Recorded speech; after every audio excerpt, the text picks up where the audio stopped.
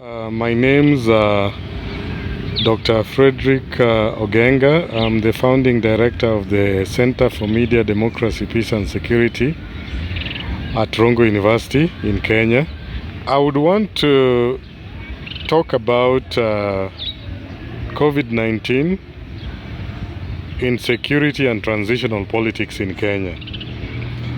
And I will begin with stating that COVID-19 came and took the whole world by storm, and we just realized that there's a virus amidst us that we didn't know and understand, and we now needed to find out ways of how we can live with that virus. So obviously it caused a lot of disruption in the daily lives of folks. And in Kenya is not an exception. Kenya was hit by the virus somewhere around March, I think around 13th of March this year. And ever since we've been almost like on a roller coaster. We don't know which direction the virus will take us. And of course, those who have been on the receiving end have obviously been citizens who are used to their daily lives, mostly going to work and school and so on and so forth. So when that happened, the government had to take some drastic measures to contain the virus, and some of those measures included things such as night curfews, inter-county travel bans, social distancing measures, and almost like a semi-lockdown.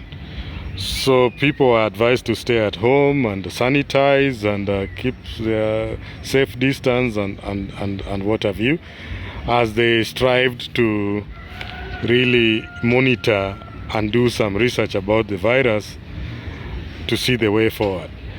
So what has been notable in this context is that orders were given from the government, and these orders were meant to really beef up security as far as reinforcing the containment measures are concerned. So we find government security forces and agencies using all kinds of forces, to kind of contain people and their movement in order to control the spread of the coronavirus.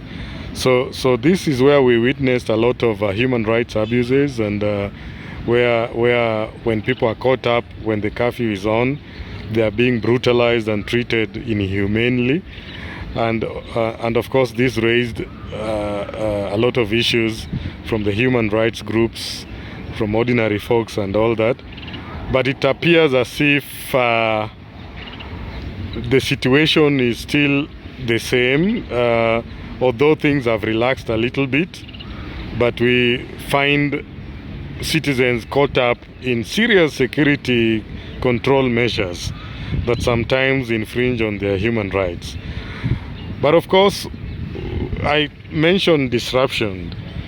One of those things that was seriously disrupted in Kenya, apart from the usual things like going to church and school and work, was actually politics. Kenyans drink, sleep and eat politics day in, day out. Politicians have bombarded us with political messages and promises, and most of these promises are empty promises. And coronavirus was a refresher, a blessing in disguise in terms of disrupting the usual political rhetoric that has often characterized the Kenyan public sphere, from be it the media or from the public spaces that you occupy. But what I can say about the political disruption is that we witnessed a level of bias when it comes to who is supposed to be able to gather and who is supposed not to be able to gather. So we find some folks being allowed to gather and others are not being allowed to gather. in the name of COVID-19 and coronavirus. So coronavirus has disrupted politics, and we are yet to see the direction that coronavirus is yet to take as far as politics is concerned. But one notable thing about that disruption is that political temperatures in Kenya were rising, given that Kenya is looking into reforming itself in terms of constitutional amendments. So we have those who've been drumming up support for constitutional reforms through a process called the Building Bridges Initiative. The Building Bridges Initiative is a product of the famously known handshake, which was done between President Uhuru Kenyatta and his arch-rival, opposition leader Raila Odinga, after the 2017 contested elections. The 2017 elections were so contested, so much so that they were taken to the Supreme Court. And the Supreme Court nullified those elections and ordered new, fresh elections to be conducted with strict adherence to the rule of law. But then the opposition boycotted those elections, and there were tensions around the country, especially in Kisumu, the opposition home turf. And the opposition really refused to participate in those new elections, and they called for the partitioning of Kenya, which means that they were calling for secession. In fact, there were narratives around the idea that there are two Kenyas. One Kenya is supposed to be the People's Republic of Kenya, where the self-styled political opposition leader swore himself in. This is immediately after the president of the Republic of Kenya was sworn in and declared the president. The opposition went and did their own mock swearing in and swore in Raila Odinga as the People's Republic of Kenya's president. So Raila referred to himself as the people's president. Yet we have also a legitimately sworn in president, Uhuru Kenyatta. So obviously that brought around a lot of tensions. And they reconciled themselves somewhere in March 2018 after those elections, and swore that they needed to restore stability, peace and prosperity in Kenya through this Building Bridges initiative that I'm referring to.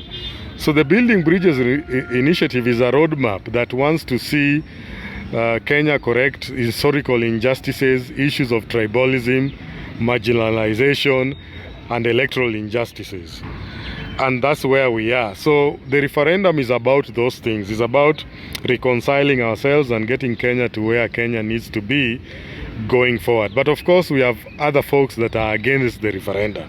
So we are the pro-reformist and those who are against some of the clauses that are being proposed, like the creation of the position of the Prime Minister and Deputy Prime Minister and so on. They're seeing it as a way the elite wants to expand a way in which they want to benefit themselves at the expense of ordinary Kenyans. So we have this idea of the hustler narrative.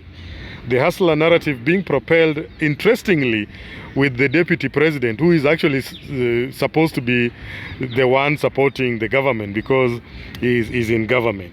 But we are seeing him opposing it, and we are yet to see what will happen. So COVID-19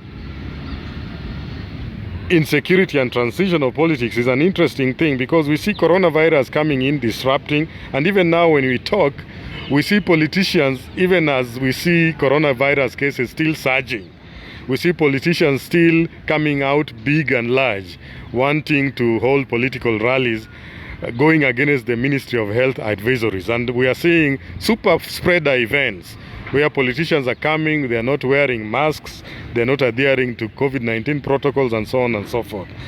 And what we are also questioning as Kenyans is the idea by the Ministry of Health that Kenya is experiencing a second wave.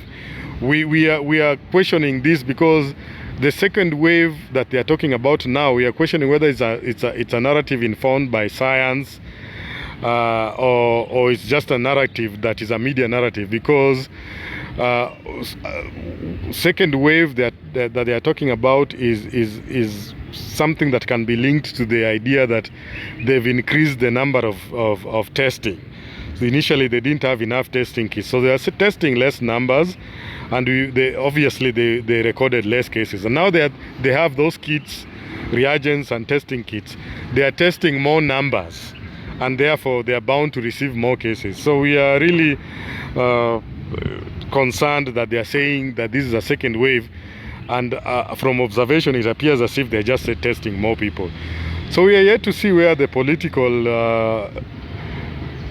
journey will take us in the context of COVID-19, and we hope for the best. We hope that COVID-19 will be contained, and that Kenya will be able to go for a referendum for a constitutional amendment that is for the benefit of all Kenyans. Thank you.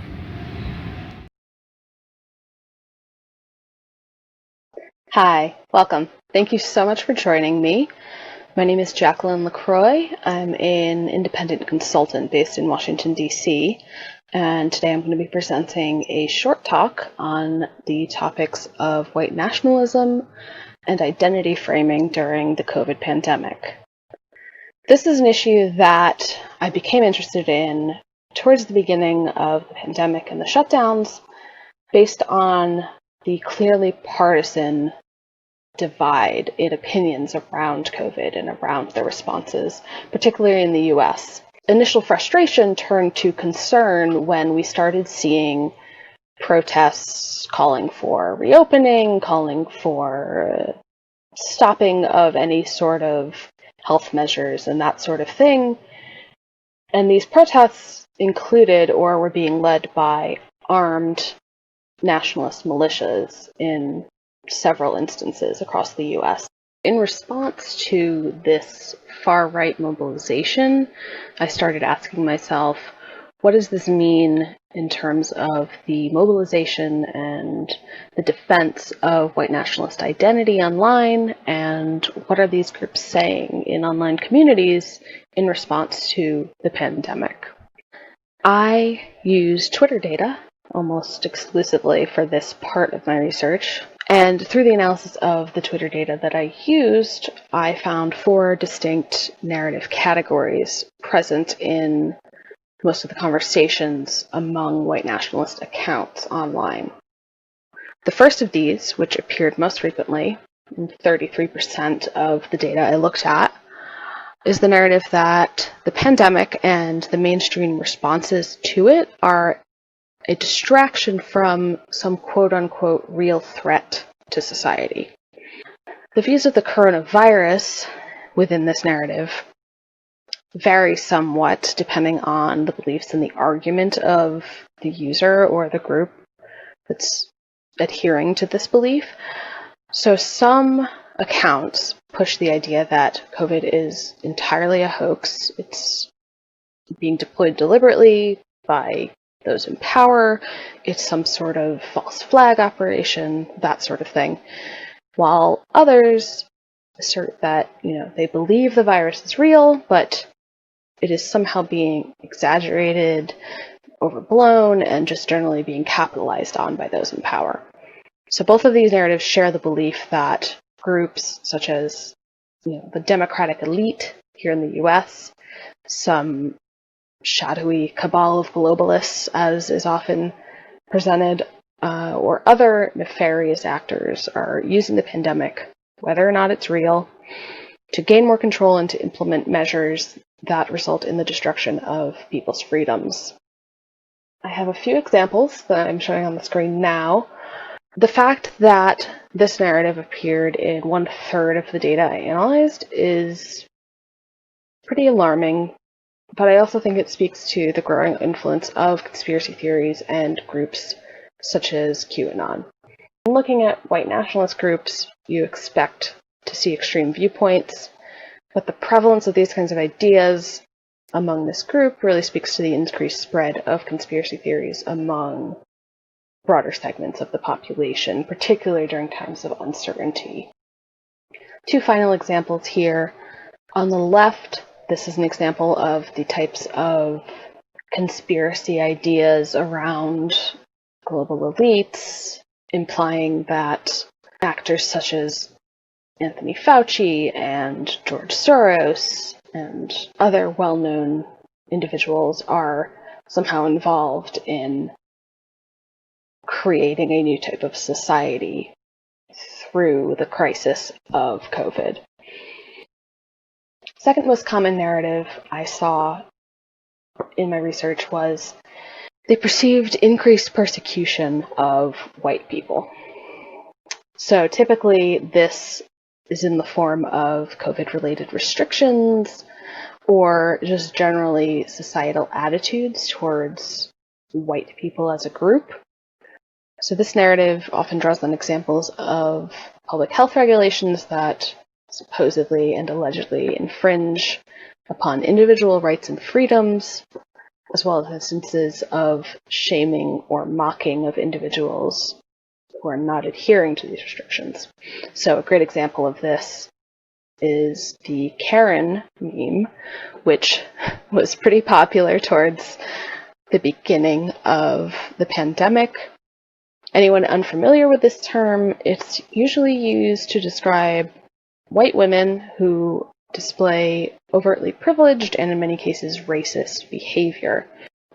When this meme started making the rounds, a common white nationalist argument was that the term itself constitutes quote-unquote anti-white racism. Basically, they're claiming victimization in these scenarios and others wherein individuals are told to wear masks or adhere to other regulations. This idea of victimization is often accompanied by allegations of preferential treatment being granted to minority or immigrant groups. Again, here are a few examples of tweets falling within this narrative. You see here users implying that whites are being blamed for the virus.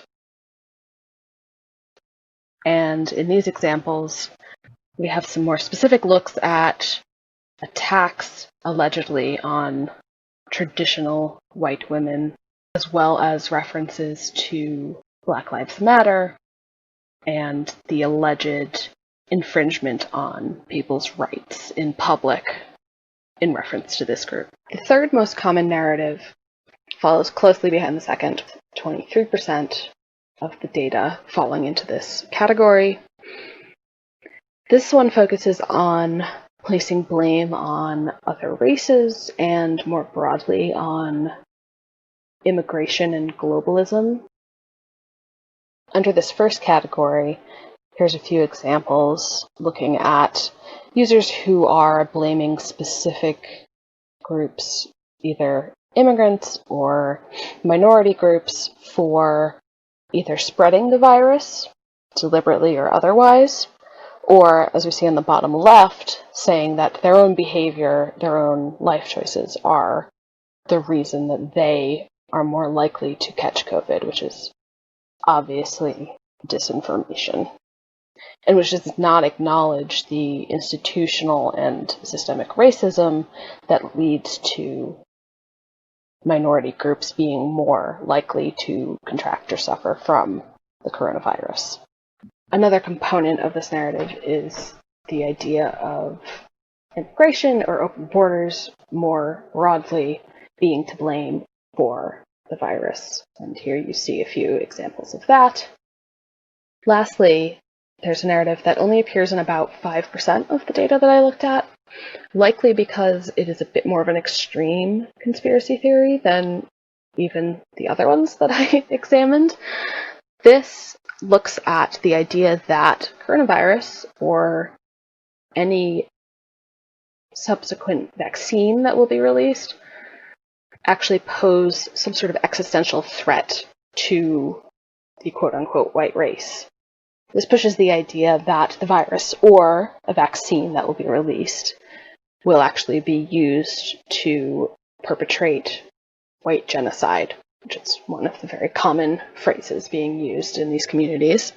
So while these conversations are not as prevalent as the other narratives I discussed, I believe it could gain steam within the white nationalist groups if a vaccine comes out and is distributed, and if these communities find some overlapping shared interests among anti-vaxxers online.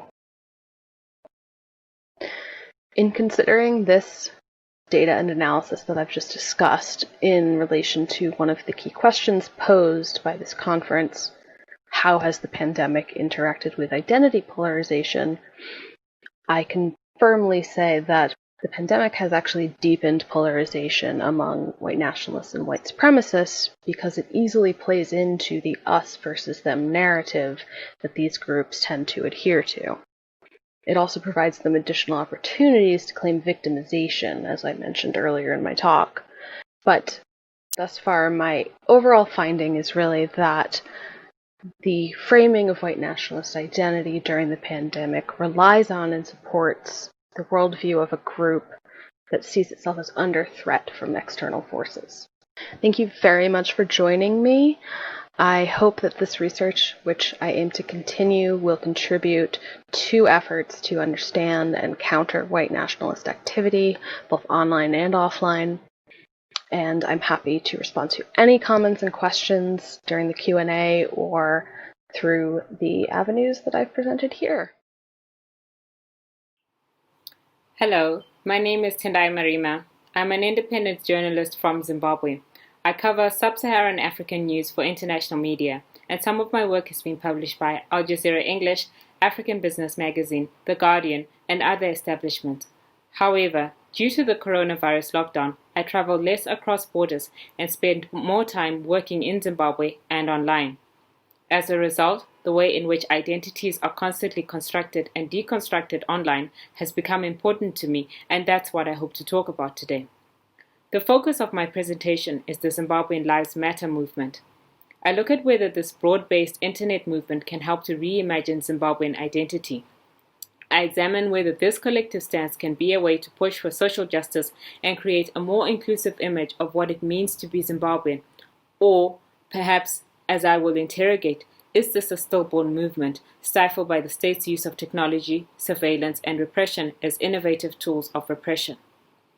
Following the Black Lives Matter campaign in the US, Zimbabwean Lives Matter was a collective effort born out of a crushed protest on the 31st of July.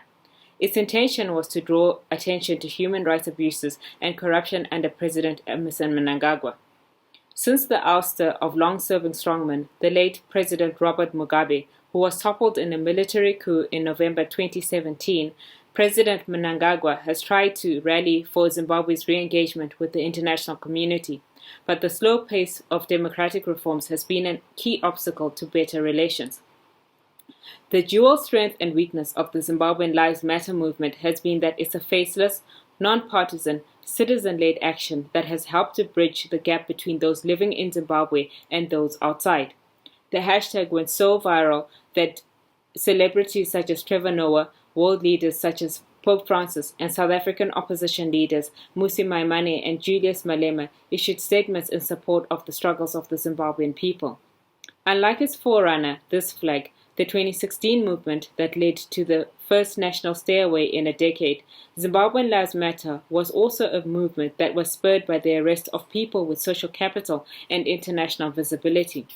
Award-winning journalist Hopewell Chingono was arrested for his tweets encouraging people to come out and protest on the 31st of July. The state argued that his messages were intended to stir public violence.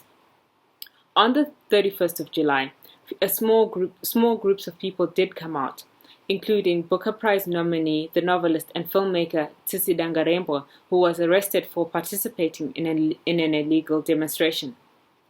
More than 60 people were arrested that day, and the internet was also slowed down.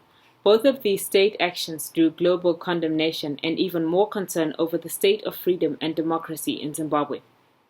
While the hashtag provided a means to express frustration at human rights violation and corruption, in particular the tendering process for COVID-19 resources, Zimbabwean Lives Matter only gave voice to those that had access to the internet, and in so doing, the movement acts as a reminder of the digital divide which has its roots in the country's economic problems. The Southern African nation has the world's second highest inflation rate. Life in the cities is not cheap. The fast devaluing currency has fueled the growth of the black market, and it has also spawned the shortage of basic commodities such as fuel, clean water, and access to electricity. The coronavirus lockdown has impacted more on urban Zimbabweans rather than rural Zimbabweans. However, those that get to express their frustrations can only be those who afford to get online. Amongst those online, the movement has also revealed how polarized identities are. Divisions along political lines has become more pronounced. In my view, Zimbabwean Lives Matter laid emphasis on who belongs to President Mnangagwa's envisioned Zimbabwe and those who do not, those who are the dark forces trying to destabilize the nation, as he alluded to in reference to the protesters.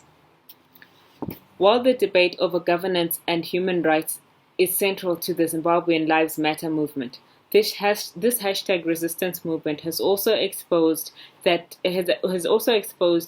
fractured nature of digital identities, which are located in multiple places around the world, constantly asking what it means to be Zimbabwean. The question is not new, but the plurality of voices asking and the tools of questioning are. Simultaneously, the ways of suppressing these dissenting voices are also new. During the coronavirus lockdown, the regime has sought to extend its reach and push through constitutional amendments. The 2013 Constitution was amended in 2014, and it has undergone at least 27 changes in 2020 alone, but public engagement on these amendments has been limited due to the enforcement of lockdown regulations which prohibit public gatherings of a certain size. Some of these amendments further restrict media freedom, threaten judicial independence, curtail parliamentary oversight, and vest more power in the president. For example, on the 15th of May 2020, the Cybersecurity and Data Protection Bill was first published in the Zimbabwean Government Gazette. The Cybersecurity and Data Protection Bill creates a cybersecurity center and a data protection authority whose job is to investigate cybercrimes and oversee the lawful use of technology. While this bill is yet to become law, it will be debated by a parliament in which President Mnangagwa holds a majority. In addition to this is the Patriotic Act, which is based on the promotion and protection of national interest. According to this act, people cannot speak ill of the country when communicating with foreign governments. It is designed to corral citizens into supporting the regime, and it suppresses any critical voices from within Zimbabwe's borders. And this extends to correspondence on the internet via email or on social media platforms.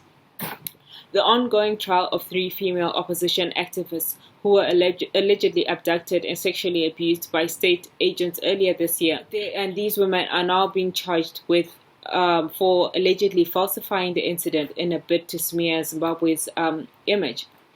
Laws such as the Patriotic Act and the Cybersecurity Bill can be described as innovative tools of repression. And it is important to remember that inasmuch as technology offers freedom, the limitations of the internet as a public democratic space must also be recognized. Scholar Sabelo Gacheni-Ndlovu offers an insightful analysis that locates the question of constructing Zimbabweanness within the greater historical narratives of the colonial state. Out of this political and ideological struggle was crafted national identity and citizenship, which was no longer determined on the basis of racial difference. However, in the post-colonial Zimbabwean state, identity and belonging to Zimbabwe is dependent on multiple factors, including race, ethnicity, and in the polarized context of Zimbabwean Lives Matter, political affiliation is also a marker of belonging and non-belonging. If we see nationalism as the process of identity making marked by land and race under President Robert Mugabe and under President Mnangagwa on the basis of political allegiance, the understanding of the nation as people becomes fractured. Repression through agencies of the state is a form of control, but against an array of digitized voices, the question is, can these voices of dissent which speak at any time, then provide the ideals that some opposition figures push for? In the post-Mugabe era, where belonging and expression is increasingly shaped by access to the digital sphere, expression of identity and belonging is made and shaped on different terms. Constantly, authoritarian governments seek to control the internet as a tool of governance. However, at the same time, these online movements are also trying to bolster up a sustained challenge using social innovation that must then translate into physical action if it is to be of meaning. Thank you. Hello everyone, my name is Danjuma Dawop. I work with Mexico, Iraq. My presentation is going to be on the manipulation of social media and how this exacerbates tensions in communities that are already divided. I'm going to use Iraq as a case study. From disinformation campaigns to electoral manipulations to online recruitment by extremist organizations, digital threats exacerbate conflict drivers, open new avenues for spoilers, and foster echo chambers that complicate efforts at countering or preventing violent conflict. Addressing these challenges require a sound risk framework that will support local actors, international partners, social media organizations to anticipate and prevent harms that arises from the interplay between the digital ecosystem and offline conflict dynamics. With funding from Facebook, Mexico's Peace and Conflict and Technology for Development technical support teams develop a risk framework and apply it by using it to see how social media is manipulated and apply it in case studies in countries like Ethiopia, Nigeria, Myanmar, and Iraq. From this framework, they were able to identify factors that facilitate the manipulation of social media and also exacerbate existing tensions within communities. One of the factors is the sources of risk, whereby social media is weaponized, and the second one is the what we call pathway to harm. This is whereby the manipulation of social media leads to creating tension within communities. So in Iraq, we see this happening at various levels. For instance, one of the sources of risk is intergroup conflict, whereby communities see each other, especially communities that are divided, they see each other as a threat, or it also highlights some of the vulnerabilities within these communities. For instance, in Iraq, when COVID hit, there are IDPs and people who are returning, who have been displaced by the conflict as a result of ISIS, who are returning back to their communities but were prevented. And the reason is because there were social media misinformation describing this group of people as carriers of COVID. Also, we have instances whereby groups who are living with each other, and because of the difference in in ethnicity or in religion, there's this social media is used to divide these communities, this group of people, by pointing out that one of the group is responsible for the spread of COVID. With regards to another sources of risk is governance failures. We see this happening especially in Iraq, whereby because of the inability of government to control the spread of the virus, ISIS was able to use this and spread misinformation and propaganda, describing the virus as a fallacy, saying that the government is just using the virus to put down people. And at that time, people were frustrated with government, and so that fits into the narrative and also trickle down to into the communities and exacerbate the existing tensions within these communities. The third one is the socioeconomic frustrations as a result of a long period of the long period whereby people feel that they need government to support them because of the impact of COVID. The shutdowns and curfews had led to a lot of people losing their jobs, and so there was this high expectation from people to government to be able to provide for them. When government was able to do that, people used social media, spreading disinformation, misinformation, and conspiracy theories about the COVID, and saying that the COVID is not true. Government is just using it to steal money. There are also instances whereby because of government failures to control the virus, ISIS too were also using social media to point out to the fact that even though government is putting up control measures, but they are not adhering to it. So this is in terms of the sources of risks. For pathways to harm, we're going to look at the exploitable digital ecosystem, whereby because the digital system is open and people can actually go online without anybody preventing them from doing that. And so people exploit that ecosystem to spread misinformation, to spread disinformation, to spread propaganda and conspiracy theories. I think one of the of this, we see this happening in Iraq when we see communities actually manipulating and reframing interpersonal conflict that happen at community level to a level whereby it engulfs the whole communities. These are issues whereby you see conflict actually happening outside of Iraq.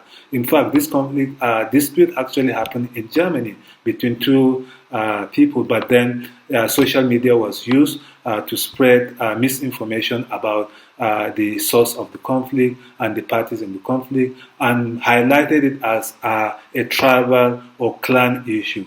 And so clans who were otherwise not in conflict with one another are pitched against one another. The other pathway to harm is malign influencers or malign actors. These are influential people who use social media to spread misinformation and disinformation. We see this happening in Iraq, especially with religious leaders who send out misinformation, especially with regards to the coronavirus, saying that if you are if you belong to a particular sect, you will not be infected by this virus. Sometimes they use the virus to control how people either gather, especially during the protests. They were using misinformation to say that those people who are protesting against government are actually supporters of ISIS. And then there's also a counter misinformation going around that those people who don't support the protest are actually supporters of government who benefit from government. So we see that playing out in Iraq. And then the third one is when we look at what we call windows of risk. These are events, occasions, or times that we anticipate that there is going to be a breakout of violence. And people use those events or those occasions to spread misinformation, propaganda, conspiracy theories. So we see that happening during the protests.